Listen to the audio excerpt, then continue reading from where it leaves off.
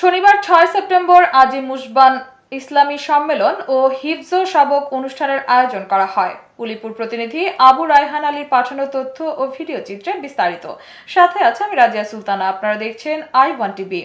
12ই রবিউল আউয়াল পবিত্র ঈদে মিলাদুন্নবী সাল্লাল্লাহু আলাইহি সাল্লাম উদযাপন উপলক্ষে আজি মুসবান ইসলামী সম্মেলন ও হিফজ সবক অনুষ্ঠানের আয়োজন করেন রজবিয়া ই রশিদিয়া দারুস সুন্নাত মডেল মাদ্রাসা। মাদ্রাসাটি স্থাপিত হয় 2021 সালে। মাদ্রাসাটিতে পূর্ণাঙ্গ নুরানি, নাজেরা ও হিফজুল কোরআন বিভাগ, দিনিয়া বিভাগ, আলিয়া বিভাগ রয়েছে। মাদ্রাসার ছাত্রছাত্রীরা বিভিন্ন ভাষায় হামদ, নাত, গজল, সূরা কেরাত পাঠ করেন। মাদ্রাসাটিতে 250 জন ছাত্রছাত্রী অধ্যয়নরত রয়েছেন। প্রতিষ্ঠানের ছাত্রছাত্রীরা সুনামের সহিত উত্তীর্ণ হয়ে বিভিন্ন স্বনামধন্য প্রতিষ্ঠানে উচ্চশিক্ষার জন্য অধ্যয়নরত রয়েছেন। মাদ্রাসাটির নির্বাহী পরিচালক মাওলানা মুফতি মোহাম্মদ হাবিবুল্লাহ আজাদির তত্ত্বাবধানে পরিচালিত হচ্ছে।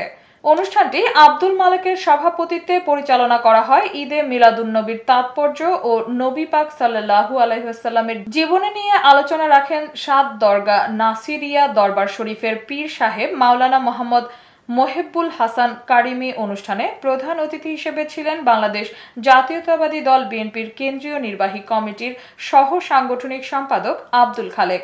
মাদ্রাসার নির্বাহী পরিচালক মুফতি মাওলানা মোহাম্মদ হাবিবুল্লাহ আজাদি বলেন, 250 জন শিক্ষার্থী নিয়ে 12 জন স্টাফকে নিয়ে আমরা শুধুমাত্র একটি মাদ্রাসা নামক প্রতিষ্ঠান করিনি।